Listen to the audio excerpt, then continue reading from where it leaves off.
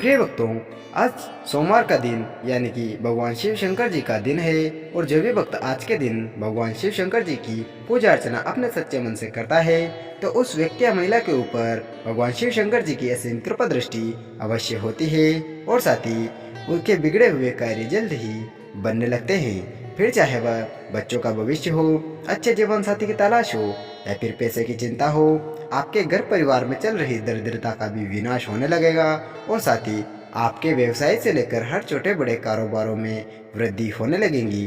प्रिय भक्तों, वेदों एवं पुराणों के अनुसार भगवान शिव शंकर जी को तीनों लोकों के स्वामी माना जाता है। ऐसा माना जाता है कि जब भी भगवान शिव शंकर जी की असीम कृपा दृष्टि अपने भक्तों पर होती है तो उनके भाग्य के द्वार खुल जाते हैं और साथ ही उनकी हर इच्छा और मनोकामना जल्द ही पूर्ण होने लगती है। प्रिय भक्तों, अगर आप भी भगवान शिव शंकर जी की असीम कृपा दृष्टि अपने ऊपर पाना चाहते हो तो आपको भगवान शिव शंकर जी को प्रसन्न करना होगा।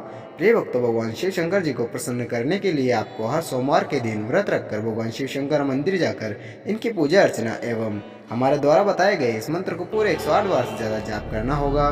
तभी भगवान शिव शंकर जी प्रसन्न होकर अपनी असीम कृपा दृष्टि आपके ऊपर अवश्य बरसाएंगे। प्रिय भक्तों, अगर आपके पास इस मंत्र को पूरे 108 बार से ज़्यादा जाप करने का टाइम नहीं है तो आपको इस मंत्र को अपने मोबाइल फ़ोन पर चलाकर अपने घर या दुकान कहीं पर भी पूरे 108 बार से ज़्यादा सुन लेना है या फिर इस वीडियो को 10 मिनट से ज़्यादा वॉच कर लेना है। ऐसा करने मात्र से ही आपके ऊपर भगवान शिव शंकर जी की असीम कृपा दृष्टि अवश्य होगी। तो आइए प्रिय भक्तों, भगवान शिव शंकर जी के इस मंत्र को पूरे 108 बार से ज़्यादा सुन लेते हैं। प्रिय भक्तों, अगर अभी तक हमारे चैनल को सब्सक्राइब नहीं किया है तो प्लीज़ चैनल को सब्सक्राइब करके बेल आइकन को प्रेस जरूर कर दीजिएगा और वीडियो को एक दिल से लाइक करके कमेंट बॉक्स में शिव शंकर जी की जय अवश्य लिखिएगा, जिससे आपकी हाजिरी भगवान शिव शंकर जी के चरणों में लग जाएगी और साथ ही आपके एवं आपके पुत्र और पति की हर इच्छा मनोकामना जल्द ही पूर्ण होने लगेंगी। तो आइए प्रिय भक्तों, अब मंत्र जाप करें। ओम त्र्यंबकं सजामहे सुगंधिं पुष्टिवर्धनम् उर्वारुकविं वन्दनानां मृत्युमोक्षीमामृताम्। ओम त्र्यंबकं सजामहे सुगंधिं पुष्टिवर्धनम् उर्वारुकविं वन्दनानां मृत्युमोक्षीमामृताम्। ओम त्र्यंबकं सजामहे सुगंधिं पुष्टिवर्धनम् उर्वारुकविं वन्दनानां मृत्युमोक्षीमामृताम्। ओम त्र्यंबकं सजामहे सुगंधिं पुष्टिवर्धनम् उर्वारुकविं वन्दनानां मृत्युमोक्षीमामृताम्। ओम त्र्यंबकं सजामहे सुगंधिं पुष्टिवर्धनम् उर्वारुकविं वन्दनानां मृत्युमोक्षीमामृताम्। ओम त्र्यंबकं सजामहे सुगंधिं पुष्टिवर्धनम् उर्वारुकविं वन्दनानां मृत्युमोक्षीमामृताम्। ओम त्र्यंबकं सजामहे सुगंधिं पुष्टिवर्धनम् उर्वारुकविं वन्दनानां मृत्युमोक्षीमामृताम्। ओम त्र्यंबकं सजामहे सुगंधिं पुष्टिवर्धनम् उर्वारुकविं वन्दनानां मृत्युमोक्षीमामृताम्। ओम त्र्यंबकं सजामहे सुगंधिं पुष्टिवर्धनम् उर्वारुकविं वन्दनानां मृत्युमोक्षीमामृताम्। ओम त्र्यंबकं सजामहे सुगंधिं पुष्टिवर्धनम् उर्वारुकविं वन्दनानां मृत्युमोक्षीमामृताम्। ओम त्र्यंबकं सजामहे सुगंधिं पुष्टिवर्धनम् उर्वारुकविं वन्दनानां मृत्युमोक्षीमामृताम्। ओम त्र्यंबकं सजामहे सुगंधिं पुष्टिवर्धनम् उर्वारुकविं वन्दनानां मृत्युमोक्षीमामृताम्। ओम त्र्यंबकं सजामहे सुगंधिं पुष्टिवर्धनम् उर्वारुकविं वन्दनानां मृत्युमोक्षीमामृताम्। ओम त्र्यंबकं सजामहे सुगंधिं पुष्टिवर्धनम् उर्वारुकविं वन्दनानां मृत्युमोक्षीमामृताम्। ओम त्र्यंबकं सजामहे सुगंधिं पुष्टिवर्धनम् उर्वारुकविं वन्दनानां मृत्योर्मोक्षीमामृताम्। ॐ त्र्यम्बकं सजामहे सुगन्धिं पुष्टिवर्धनम् उर्वारुकविं वन्दनानां मृत्योर्मोक्षीमामृताम्। ॐ त्र्यम्बकं सजामहे सुगन्धिं पुष्टिवर्धनम् उर्वारुकविं वन्दनानां मृत्योर्मोक्षीमामृताम्। ॐ त्र्यम्बकं सजामहे सुगन्धिं पुष्टिवर्धनम् उर्वारुकविं वन्दनानां मृत्योर्मोक्षीमामृताम्। ॐ त्र्यम्बकं सजामहे सुगन्धिं पुष्टिवर्धनम् उर्वारुकविं वन्दनानां मृत्योर्मोक्षीमामृताम्। ॐ त्र्यम्बकं सजामहे सुगन्धिं पुष्टिवर्धनम् उर्वारुकविं वन्दनानां मृत्योर्मोक्षीमामृताम्। ॐ त्र्यम्बकं सजामहे सुगन्धिं पुष्टिवर्धनम् उर्वारुकविं वन्दनानां मृत्योर्मोक्षीमामृताम्। ॐ त्र्यम्बकं सजामहे सुगन्धिं पुष्टिवर्धनम् उर्वारुकविं वन्दनानां मृत्योर्मोक्षीमामृताम्। ॐ त्र्यम्बकं सजामहे सुगन्धिं पुष्टिवर्धनम् उर्वारुकविं वन्दनानां मृत्योर्मोक्षीमामृताम्। ॐ त्र्यम्बकं सजामहे सुगन्धिं पुष्टिवर्धनम् उर्वारुकविं वन्दनानां मृत्योर्मोक्षीमामृताम्। ॐ त्र्यम्बकं सजामहे सुगन्धिं पुष्टिवर्धनम् उर्वारुकविं वन्दनानां मृत्योर्मोक्षीमामृताम्। ॐ त्र्यम्बकं सजामहे सुगन्धिं पुष्टिवर्धनम् उर्वारुकविं वन्दनानां मृत्योर्मोक्षीमामृताम्। ॐ त्र्यम्बकं सजामहे सुगन्धिं पुष्टिवर्धनम् उर्वारुकविं वन्दनानां मृत्योर्मोक्षीमामृताम्। ॐ त्र्यम्बकं सजामहे सुगन्धिं पुष्टिवर्धनम् उर्वारुकविं वन्दनानां मृत्योर्मोक्षीमामृताम्। ॐ त्र्यम्बकं सजामहे सुगन्धिं पुष्टिवर्धनम् उर्वारुकविं वन्दनानां मृत्योर्मोक्षीमामृताम्।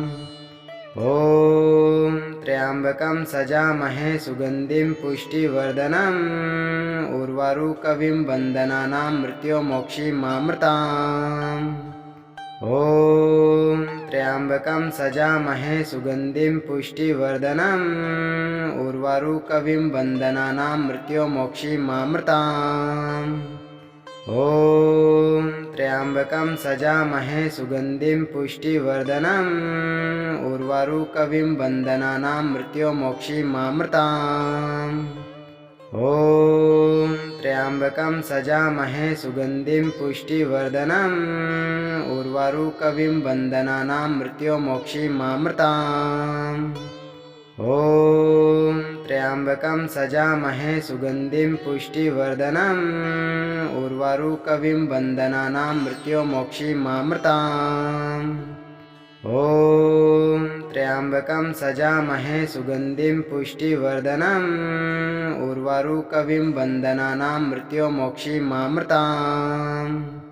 ॐ त्र्यम्बकं सजामहे सुगन्धिं पुष्टिवर्धनम् उर्वारुकविं वन्दनानां मृत्योर्मोक्षीमामृताम्।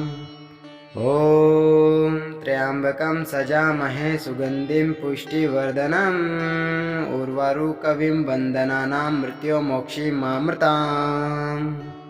ॐ त्र्यम्बकं सजामहे सुगन्धिं पुष्टिवर्धनम् उर्वारुकविं वन्दनानां मृत्योर्मोक्षीमामृताम्।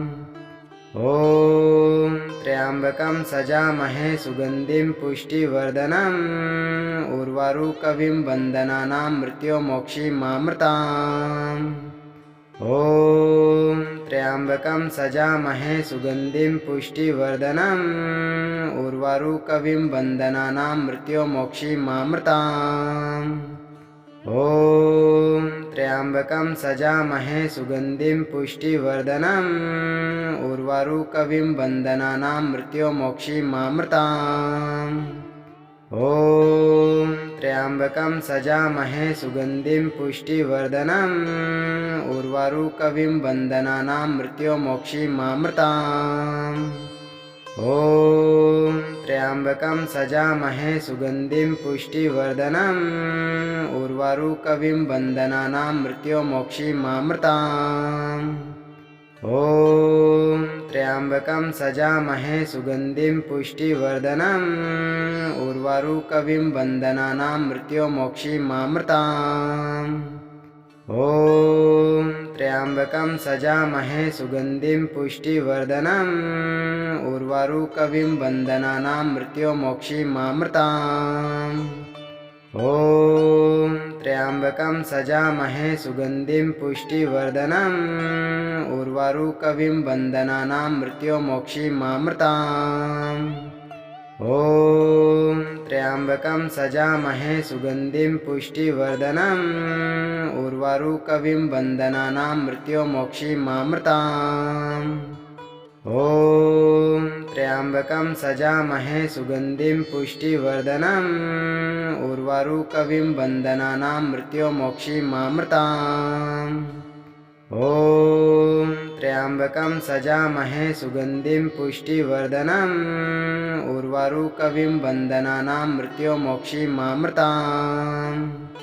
ॐ त्र्यम्बकं सजामहे सुगन्धिं पुष्टिवर्धनम् उर्वारुकविं वन्दनानां मृत्योर्मोक्षीमामृताम्।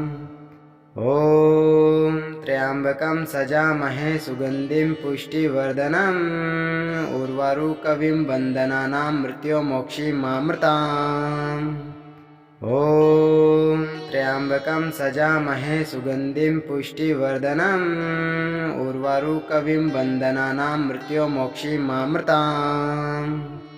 ॐ त्र्यम्बकं सजामहे सुगन्धिं पुष्टिवर्धनम् उर्वारुकविं वन्दनानां मृत्योर्मोक्षीमामृताम्।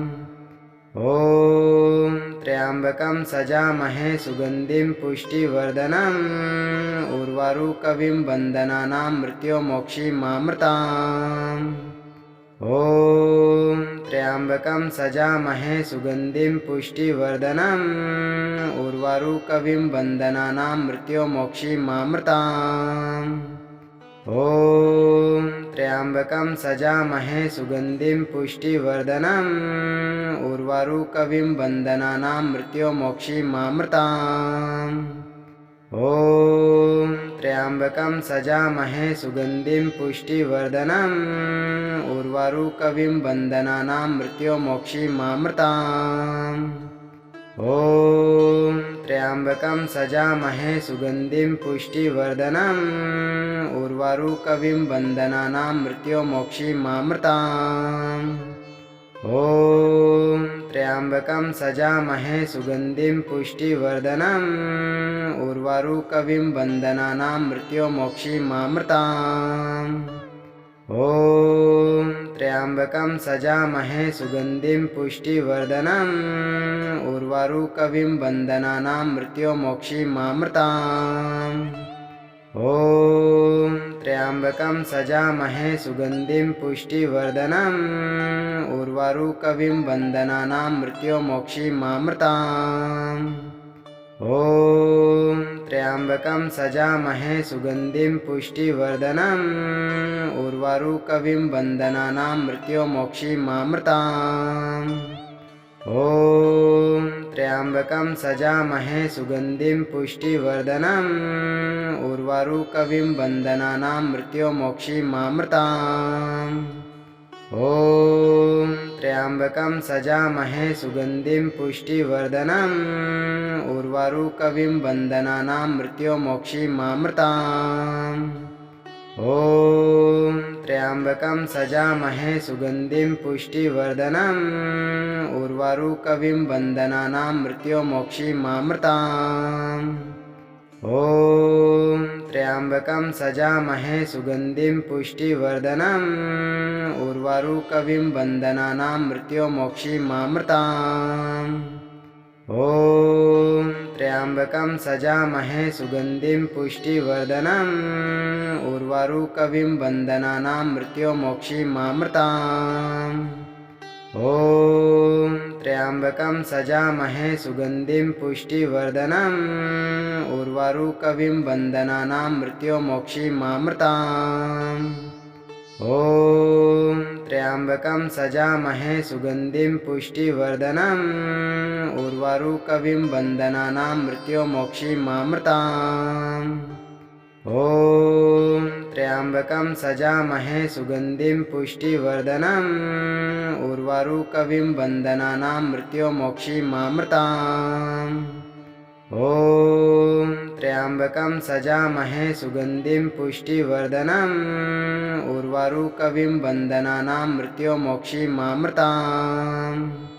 ॐ त्र्यम्बकं सजामहे सुगन्धिं पुष्टिवर्धनम् उर्वारुकविं वन्दनानां मृत्युमोक्षीमामृताम्।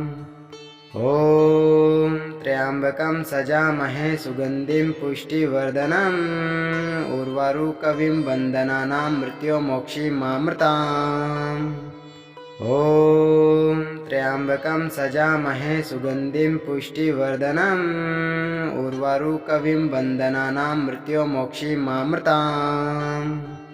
ॐ त्र्यम्बकं सजामहे सुगन्धिं पुष्टिवर्धनम् उर्वारुकविं वन्दनानां मृत्युमोक्षीमामृताम्। ॐ त्र्यम्बकं सजामहे सुगन्धिं पुष्टिवर्धनम् उर्वारुकविं वन्दनानां मृत्युमोक्षीमामृताम्। ॐ त्र्यम्बकं सजामहे सुगन्धिं पुष्टिवर्धनम् उर्वारुकविं वन्दनानां मृत्युमोक्षीमामृताम्। ॐ त्र्यम्बकं सजामहे सुगन्धिं पुष्टिवर्धनम् उर्वारुकविं वन्दनानां मृत्युमोक्षीमामृताम्। ॐ त्र्यम्बकं सजामहे सुगन्धिं पुष्टिवर्धनम् उर्वारुकविं वन्दनानां मृत्युमोक्षीमामृताम्। ॐ त्र्यम्बकं सजामहे सुगन्धिं पुष्टिवर्धनम् उर्वारुकविं वन्दनानां मृत्युमोक्षीमामृताम्। ॐ त्र्यम्बकं सजामहे सुगन्धिं पुष्टिवर्धनम् उर्वारुकविं वन्दनानां मृत्युमोक्षीमामृताम्। ॐ त्र्यम्बकं सजामहे सुगन्धिं पुष्टिवर्धनम् उर्वारुकविं वन्दनानां मृत्युमोक्षीमामृताम्। ॐ त्र्यम्बकं सजामहे सुगन्धिं पुष्टिवर्धनम् उर्वारुकविं वन्दनानां मृत्युमोक्षीमामृताम्। ॐ त्र्यम्बकं सजामहे सुगन्धिं पुष्टिवर्धनम् उर्वारुकविं वन्दनानां मृत्युमोक्षीमामृताम्। ॐ त्र्यम्बकं सजामहे सुगन्धिं पुष्टिवर्धनम् उर्वारुकविं वन्दनानां मृत्युमोक्षीमामृताम्। ॐ त्र्यम्बकं सजामहे सुगन्धिं पुष्टिवर्धनम् उर्वारुकविं वन्दनानां मृत्युमोक्षीमामृताम्। ॐ त्र्यम्बकं सजामहे सुगन्धिं पुष्टिवर्धनम् उर्वारुकविं वन्दनानां मृत्युमोक्षीमामृताम्। ॐ त्र्यम्बकं सजामहे सुगन्धिं पुष्टिवर्धनम् उर्वारुकविं वन्दनानां मृत्युमोक्षीमामृताम्। ॐ त्र्यम्बकं सजामहे सुगन्धिं पुष्टिवर्धनम् उर्वारुकविं वन्दनानां मृत्युमोक्षीमामृताम्। ॐ त्र्यम्बकं सजामहे सुगन्धिं पुष्टिवर्धनम् उर्वारुकविं वन्दनानां मृत्युमोक्षीमामृताम्। ॐ त्र्यम्बकं सजामहे सुगन्धिं पुष्टिवर्धनम् उर्वारुकविं वन्दनानां मृत्युमोक्षीमामृताम्। ॐ त्र्यम्बकं सजामहे सुगन्धिं पुष्टिवर्धनम् उर्वारुकविं वन्दनानां मृत्युमोक्षीमामृताम्। ॐ त्र्यम्बकं सजामहे सुगन्धिं पुष्टिवर्धनम् उर्वारुकविं वन्दनानां मृत्युमोक्षीमामृताम्। ॐ त्र्यम्बकं सजामहे सुगन्धिं पुष्टिवर्धनम् उर्वारुकविं वन्दनानां मृत्युमोक्षीमामृताम्। ॐ त्र्यम्बकं सजामहे सुगन्धिं पुष्टिवर्धनम् उर्वारुकविं वन्दनानां मृत्युमोक्षीमामृताम्। ॐ त्र्यम्बकं सजामहे सुगन्धिं पुष्टिवर्धनम् उर्वारुकविं वन्दनानां मृत्युमोक्षीमामृताम्। ॐ त्र्यम्बकं सजामहे सुगन्धिं पुष्टिवर्धनम् उर्वारुकविं वन्दनानां मृत्युमोक्षीमामृताम्। ॐ त्र्यम्बकं सजामहे सुगन्धिं पुष्टिवर्धनम् उर्वारुकविं वन्दनानां मृत्युमोक्षीमामृताम्। ॐ त्र्यम्बकं सजामहे सुगन्धिं पुष्टिवर्धनम् उर्वारुकविं वन्दनानां मृत्युमोक्षीमामृताम्। ॐ त्र्यम्बकं सजामहे सुगन्धिं पुष्टिवर्धनम् उर्वारुकविं वन्दनानां मृत्युमोक्षीमामृताम्। ॐ त्र्यम्बकं सजामहे सुगन्धिं पुष्टिवर्धनम् उर्वारुकविं वन्दनानां मृत्युमोक्षीमामृताम्। ॐ त्र्यम्बकं सजामहे सुगन्धिं पुष्टिवर्धनम् उर्वारुकविं वन्दनानां मृत्युमोक्षीमामृताम्। ॐ त्र्यम्बकं सजामहे सुगन्धिं पुष्टिवर्धनम् उर्वारुकविं वन्दनानां मृत्युमोक्षीमामृताम्। ॐ त्र्यम्बकं सजामहे सुगन्धिं पुष्टिवर्धनम् उर्वारुकविं वन्दनानां मृत्युमोक्षीमामृताम्। ॐ त्र्यम्बकं सजामहे सुगन्धिं पुष्टिवर्धनम् उर्वारुकविं वन्दनानां मृत्युमोक्षीमामृताम्। ॐ त्र्यम्बकं सजामहे सुगन्धिं पुष्टिवर्धनम् उर्वारुकविं वन्दनानां मृत्युमोक्षीमामृताम्। ॐ त्र्यम्बकं सजामहे सुगन्धिं पुष्टिवर्धनम् उर्वारुकविं वन्दनानां मृत्युमोक्षीमामृताम्। ॐ त्र्यम्बकं सजामहे सुगन्धिं पुष्टिवर्धनम् उर्वारुकविं वन्दनानां मृत्युमोक्षीमामृताम्। ॐ त्र्यम्बकं सजामहे सुगन्धिं पुष्टिवर्धनम् उर्वारुकविं वन्दनानां मृत्युमोक्षीमामृताम्। ॐ त्र्यम्बकं सजामहे सुगन्धिं पुष्टिवर्धनम् उर्वारुकविं वन्दनानां मृत्युमोक्षीमामृताम्। ॐ त्र्यम्बकं सजामहे सुगन्धिं पुष्टिवर्धनम् उर्वारुकविं वन्दनानां मृत्युमोक्षीमामृताम्। ॐ त्र्यम्बकं सजामहे सुगन्धिं पुष्टिवर्धनम् उर्वारुकविं वन्दनानां मृत्युमोक्षीमामृताम्। ॐ त्र्यम्बकं सजामहे सुगन्धिं पुष्टिवर्धनम् उर्वारुकविं वन्दनानां मृत्युमोक्षीमामृताम्। ॐ त्र्यम्बकं सजामहे सुगन्धिं पुष्टिवर्धनम् उर्वारुकविं वन्दनानां मृत्युमोक्षीमामृताम्। ॐ त्र्यम्बकं सजामहे सुगन्धिं पुष्टिवर्धनम् उर्वारुकविं वन्दनानां मृत्युमोक्षीमामृताम्। ॐ त्र्यम्बकं सजामहे सुगन्धिं पुष्टिवर्धनम् उर्वारुकविं वन्दनानां मृत्युमोक्षीमामृताम्। ॐ त्र्यम्बकं सजामहे सुगन्धिं पुष्टिवर्धनम् उर्वारुकविं वन्दनानां मृत्युमोक्षीमामृताम्।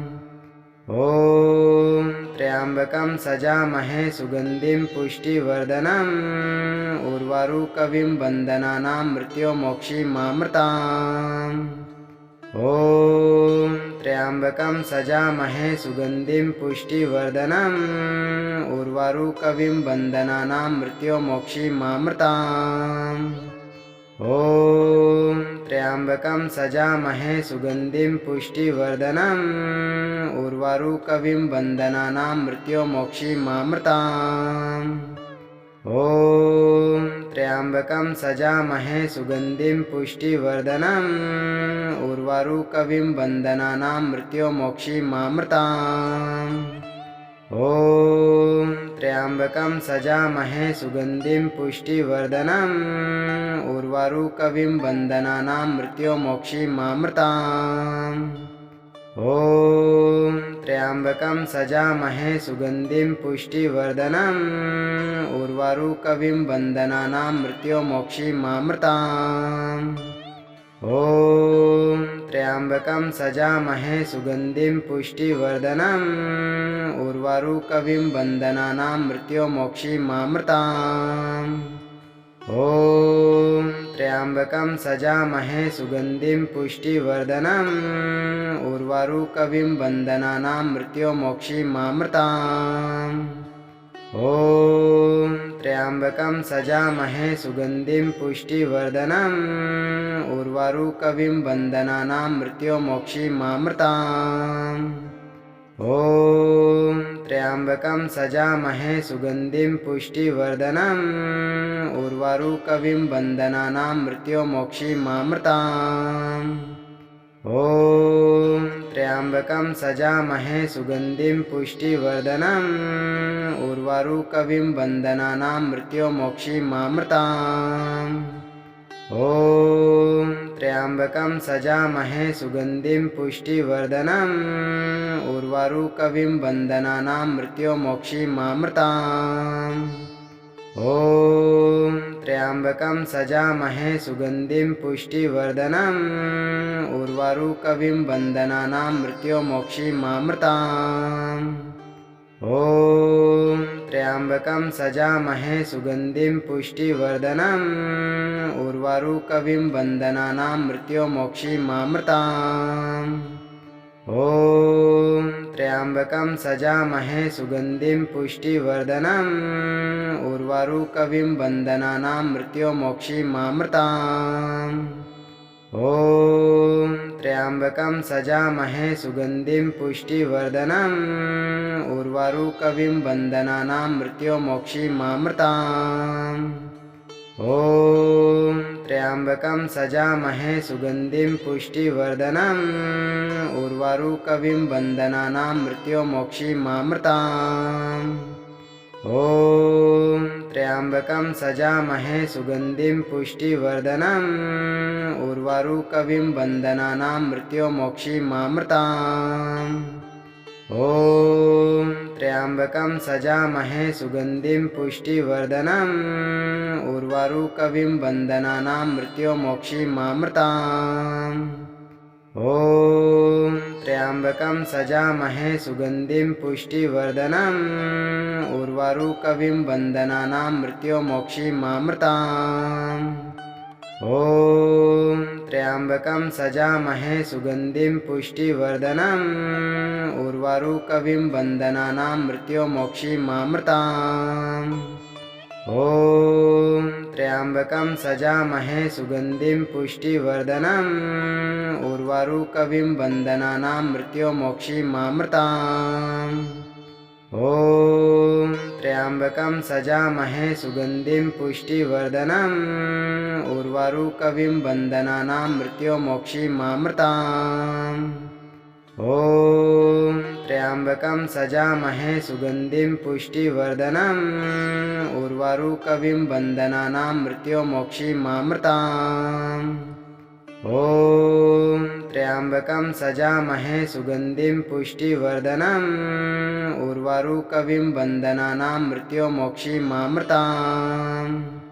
ॐ त्र्यम्बकं सजामहे सुगन्धिं पुष्टिवर्धनम् उर्वारुकविं वन्दनानां मृत्युमोक्षीमामृताम्। ॐ त्र्यम्बकं सजामहे सुगन्धिं पुष्टिवर्धनम् उर्वारुकविं वन्दनानां मृत्युमोक्षीमामृताम्। ॐ त्र्यम्बकं सजामहे सुगन्धिं पुष्टिवर्धनम्